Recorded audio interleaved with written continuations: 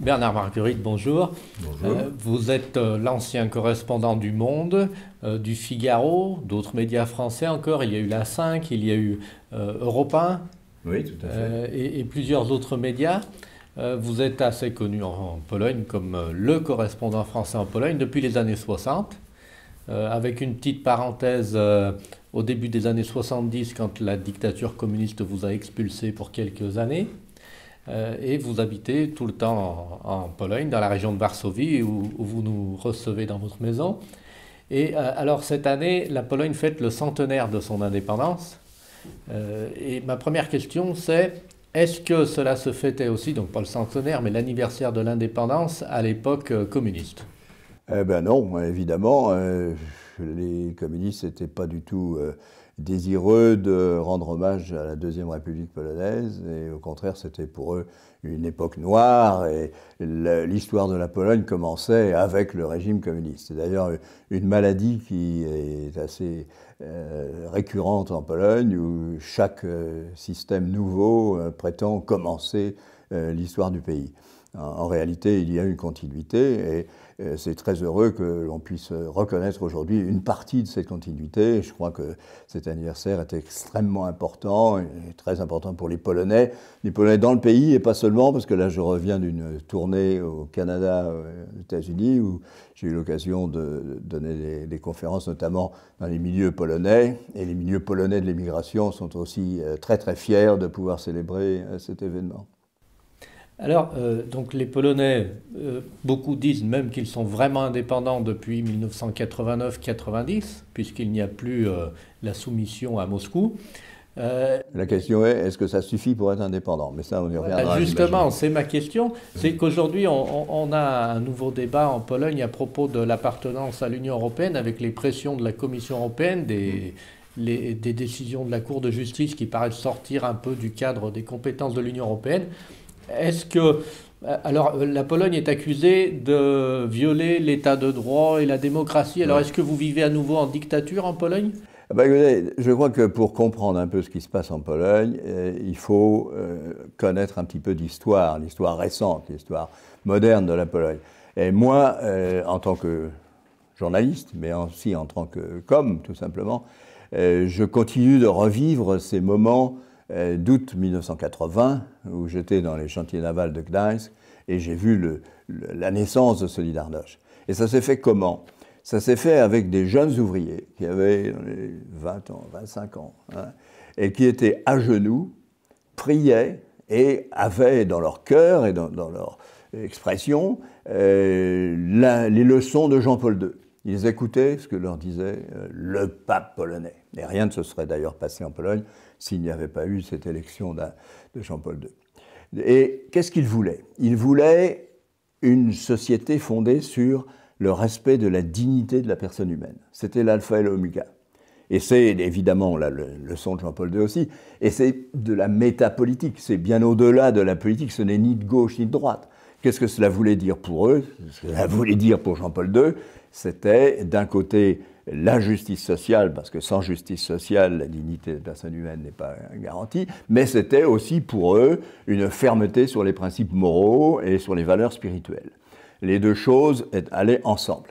Et c'était déjà à l'époque extrêmement difficile quand j'étais aux États-Unis en 90 et puis en 93, 94. Beaucoup de gens me disaient mais ton pape, il est réactionnaire, il parle sans arrêt de respect de la vie conçue. Et un autre venait derrière et me disait « Mais ton pape, il est socialiste, il parle sans cesse de justice sociale, c'est épouvantable. » En fait, il n'arrivait pas à comprendre qu'on était à un nouveau niveau de conception politique où, d'un côté, il y avait ces préoccupations sociales et en même temps ce conservatisme, entre guillemets, en ce qui concerne les valeurs. Et ça, c'est une tradition qui s'est perpétuée jusqu'à nos jours. Et quand on regarde ce que fait, par exemple, le parti au pouvoir maintenant, on voit qu'il y a cet élément à la fois de justice sociale, protection de la famille, etc., 500 plus, etc., et en même temps une fermeté sur les valeurs morales et spirituelles. Est-ce que cela veut dire conservatisme? Est-ce que cela veut dire fascisme? Bon, c'est absurde d'évoquer ces mots-là quand on considère la politique actuelle. Et alors, ce qui s'est passé, c'est qu'ensuite, on a eu 89 et un passage à un nouveau système qui s'est fait par un accord conçu entre les modérés d'un côté, les modérés de l'opposition, les modérés côté communisme, et on a créé une petite indépendance où chacun, finalement, y retrouvait sa part. Ce qui fait que, à l'issue de tout cela, au lieu d'avoir une politique fondée sur l'affirmation de la dignité humaine, on a eu une politique de choc-thérapie, comme on l'a dit, thérapie de choc, et puis néolibéralisme pur et dur, avec des années extrêmement difficiles pour les gens les moins fortunés. En même temps, 15% de la population s'est développée très très bien et a pris des postes de direction, etc. Et on a assisté à quoi? On a assisté à une alliance entre les anciens communistes qui avaient accepté ce changement et ceux de Solidarność qui ont accepté aussi d'oublier un peu leurs idéaux et de passer au néolibéralisme. Et ça s'est fait sous la pression, par exemple, de professeurs américains comme Jeffrey Sachs, etc.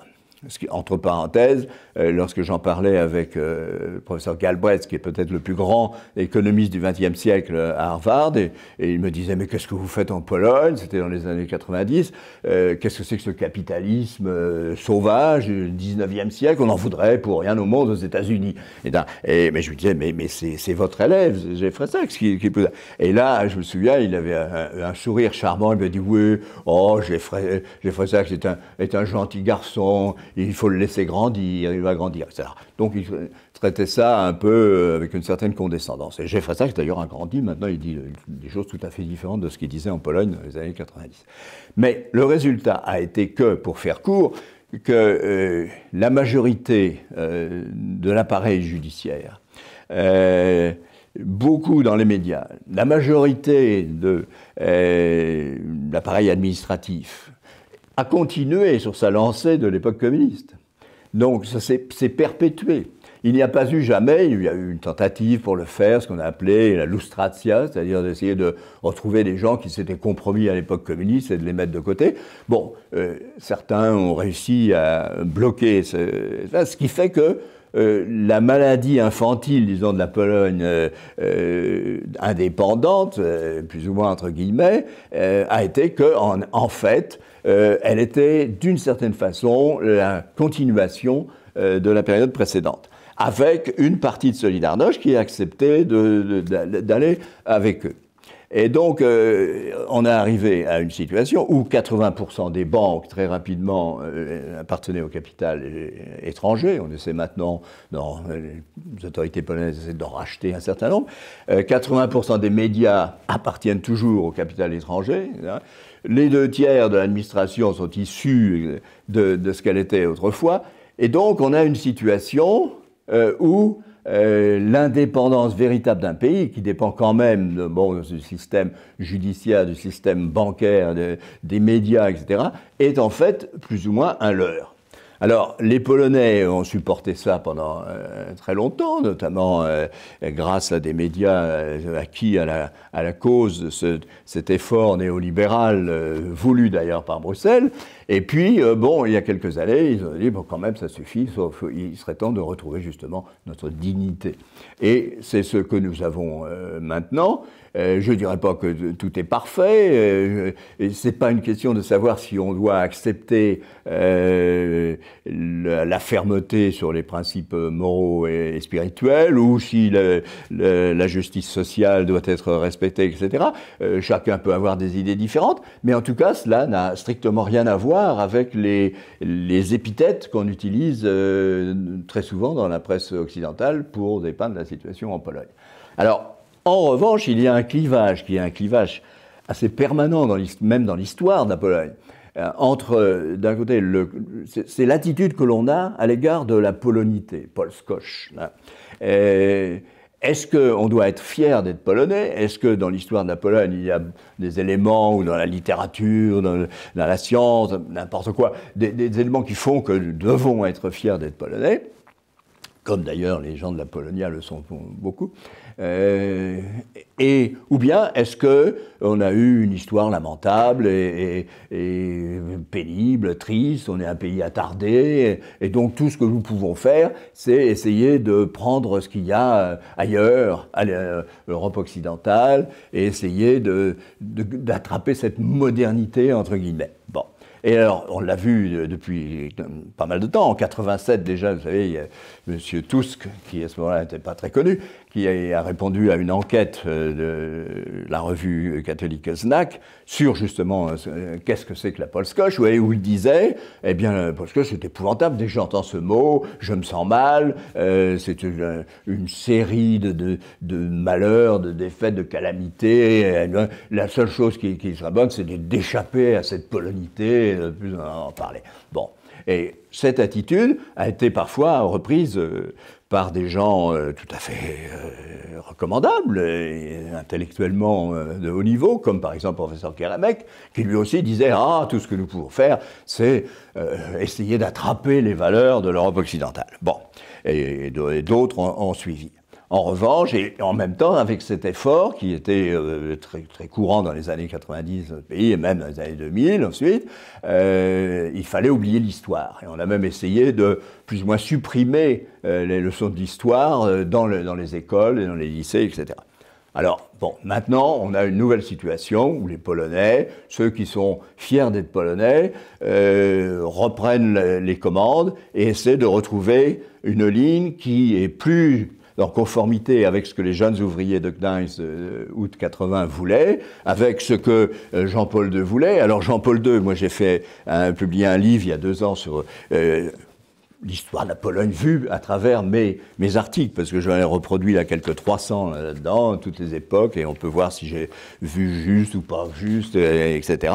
Et en début, je cite un fragment du livre Pamięć Samo, c'est-à-dire Mémoire et Identité de Jean-Paul II de 2005, où il dit justement que les pays d'Europe occidentale ont perdu leur identité.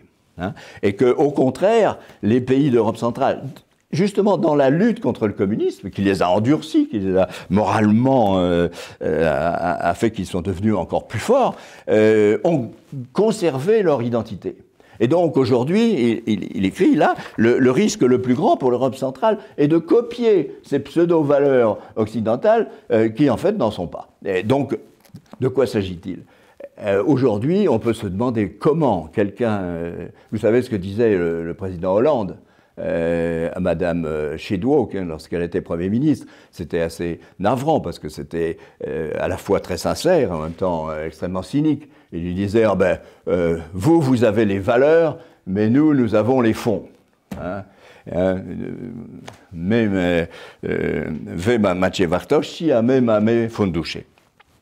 Et effectivement, c'est un peu ça. Mais le président Macron aujourd'hui est un peu plus, disons, désorienté, je dirais, parce que il ne semble pas comprendre la complexité de la situation polonaise. Et il parle lui aussi de dignité de la personne humaine. D'ailleurs, c'est très drôle de voir que, en fait, le président Macron et le président Duda, qui était tellement critiqué par Macron, etc., sont de la même famille spirituelle. Et ils sont tous les deux issus du personnalisme chrétien. Et en même temps, apparemment, ils n'arrivent pas à réellement voir qu'en fait, ils sont dans une même mouvance intellectuelle et spirituelle. Pourtant, Macron, tout récemment, en Slovaquie, a déclaré que la Pologne, comme la Hongrie, était gouvernée par des esprits fous qui mentaient à leur peuple. Oui, mais ça, il ne comprend pas.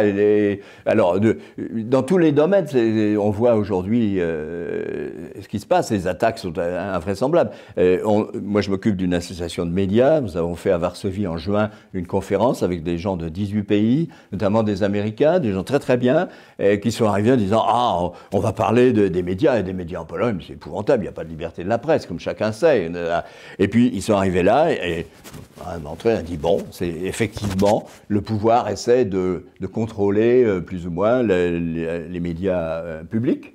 la télévision, la radio, c'est peut-être regrettable. Bon, mais enfin, ça a toujours été fait par tous les gouvernements précédents et personne ne s'en est ému. Et de toute façon, ce qu'il faut voir, c'est que les médias publics, par exemple, touchent à peu près 15% de l'audience en Pologne et que 80%, plus de 80% des médias dépendent du capital étranger et font ce qu'ils veulent et attaquent tous les jours très ouvertement. Donc non seulement il y a un pluralisme, mais le pluralisme est anti-gouvernemental la plupart du temps. Donc c'est des choses qu'on ne voit pas du tout à Paris, par exemple. Le problème judiciaire aussi, on a vu que dans la période précédente, les juges, beaucoup de juges qui malheureusement aussi étaient dans la mouvance précédente, comme je l'ai dit, se montraient tout d'un coup extrêmement faibles à l'égard de gens de la mafia, des mafias qui se sont réunis en Pologne, la mafia italienne avec la mafia russe, etc. Et avec toute cette série de suicides plus ou moins inexpliqués et d'affaires les unes après les autres, de corruption grandissante, etc. Bon, donc c'était une situation qui n'avait rien de commun avec le respect de la dignité de la personne humaine que nous avions. Bon, allez, M. Macron devrait le voir lui aussi. C'est un peu triste, tout simplement, et il est certainement mal informé, qu'il ne puisse pas reconnaître que la situation en Pologne est beaucoup plus complexe. Et beaucoup de Polonais, aujourd'hui, considèrent que Jean-Paul II avait parfaitement raison et que l'élan moral, l'élan spirituel dont l'Europe a besoin, il est maintenant dans les pays d'Europe centrale. Et il est maintenant en Pologne notamment. Et comme on le dit souvent, s'il doit y avoir un renouveau de l'Europe, il passera par un renouveau d'abord de l'Europe centrale. Et donc c'est l'inverse. Si M. Macron cherche la dignité de la personne humaine, eh bien, qu'il vienne en Pologne, il la trouvera. Quand on écoute aujourd'hui les correspondants des journaux pour lesquels vous avez travaillé, on entend un discours complètement différent. Oui. Que pensez-vous de la couverture de la Pologne par les médias français aujourd'hui? Alors ça, je ne veux pas du tout juger mes collègues. Chacun fait ce qu'il veut, j'espère, et le fait avec honnêteté. Il me semble que peut-être ce qui influe beaucoup sur la situation, c'est le fait que Bruxelles dicte une politique, et M. Macron est très favorable à cette politique aussi, néolibérale. Hein. Et d'ailleurs, c'est une politique un peu anti-Janoschik pour un Polonais, ou comment on dit, le contraire de Robin des Bois. C'est-à-dire, on prend l'argent aux pauvres pour le donner aux riches. Bon. Mais en gros, on fait en sorte que le business puisse fonctionner correctement, on donne des facilités, des dégrèvements d'impôts, etc. Et en revanche, on augmente les impôts sur le citoyen moyen. Bon, ça n'a jamais fonctionné. Ça n'a pas fonctionné avec Mme Thatcher, ça ne fonctionne pas maintenant. Ça crée une spirale de crise et il faudrait quand même, à un moment ou à un autre, en changer. Évidemment, cette politique n'a rien à voir avec les idées de Jean-Paul II, avec les idéaux de Solidarność, où il s'agissait de concilier le marché, l'économie de marché, avec la solidarité. Et donc, la Pologne qui revient à ces idéaux-là est une Pologne dont Bruxelles ne veut pas. Elle était beaucoup plus tranquille lorsque la Pologne, disons avant l'élection du président Duda, ouvrait largement ses portes au business, qui faisait occidental, qui continue de faire à peu près ce qu'il voulait en Pologne, rachetait 2/3 de l'industrie polonaise, etc. Donc tout ça marchait très bien. Maintenant où on essaie de changer, disons, de priorité, évidemment, cette Pologne gêne, cette Pologne ennuie. Et je pense que c'est un peu... Les médias, malheureusement, sont en France aussi plus ou moins à la botte d'une certaine tendance politique. C'est très dommage. J'ai travaillé aussi pour Le Monde diplomatique et je me souviens qu'Ignacio Ramonet, qui en était le directeur, avait fait un article excellent pour montrer les problèmes des médias en France d'une manière générale, et liés au fait qu'il y a une concentration, d'ailleurs comme aux États-Unis, entre quelques groupes. Mais en France, ça va un peu plus loin parce que les deux groupes principaux, disons, qui contrôlent les médias, c'est Lagardère et Dassault, sont, comme par hasard, tous les deux liés à l'industrie de l'armement. Bon, c'est pas pour quelque chose qui est naturellement lié à, disons, une certaine autonomie des médias, indépendance des médias, indépendance de vue. Alors, bon, moi, je ne sais pas. Boeuf-Méry, qui était mon maître au monde, mon premier directeur, et qui était un homme absolument fantastique, avait une formule, il disait, vous savez, comme journaliste, je ne vous demande pas d'être objectif, parce que d'abord, ça n'existe pas, et deuxièmement, c'est une notion fade. Ayez vos passions, oui, engagez-vous, c'est très bien, mais justement, je vous demande beaucoup plus que l'objectivité, je vous demande l'honnêteté intellectuelle. Il faut, malgré toutes vos passions, malgré ce à quoi vous croyez, il faut rester toujours avec cette honnêteté intellectuelle. Bah, j'ai l'impression que maintenant, c'est sur des valeurs qui se perdent un peu et qu'on refuse de voir. D'accord. J'ai une question un petit peu à la marge que je voulais vous poser en raison de votre rôle en 1968. Où vous avez eu des discussions avec Adam Michnik, qui est aujourd'hui le rédacteur en chef de Gazeta Wyborcza, mais qui a joué un rôle très important au moment de ce soulèvement étudiant. Et c'est d'ailleurs pour ça, je crois, que vous avez été expulsé après, ou entre autres pour ça. Non, c'était pas pour ça. Ah c'était en début 71, donc c'était un peu... je peux vous dire pourquoi, mais bon...